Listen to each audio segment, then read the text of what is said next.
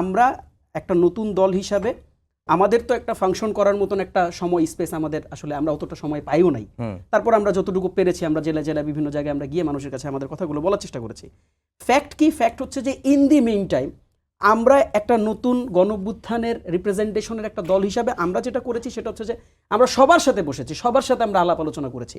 তারা আগামীর বাংলাদেশ কেমন দেখতে চায়, তারা আগামীর সংসদ কেমন দেখতে চায়, তাদের বাংলাদেশের সমস্যাগুলো নিয়ে কী ধরনের চিন্তাভাবনা আছে, তাদের জোট নিয়ে কী ধরনের চিন্তাভাবনা আছে, তারা কিভাবে করে আগামী সংসদকে ফাংশন করাইতে চায়, আগামীর সংসদের risk key key.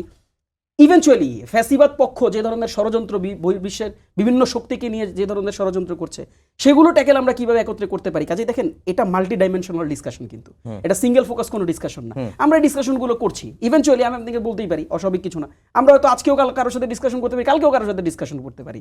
But parallelly Nahid Islam একটা কথা তো খুব শক্তভাবে সবসময় বলেছেন, আমি যেটা ইতিমধ্যে আপনাকে বলেছি যে আমরা কি আমাদের প্রিপারেশনটা নিচ্ছি না। আমি ধরেন আমি তো যেটা বলেছি যে আমাদের পার্টি তো রেগুলারলি আমাদের যারা মানে ক্যান্ডিডেট যারা মানে যারা প্রত্যাশী তাদের সাথে আমাদের বসা হচ্ছে, কথা হচ্ছে, তাদের মতন করে ডিসকাশন করা হচ্ছে।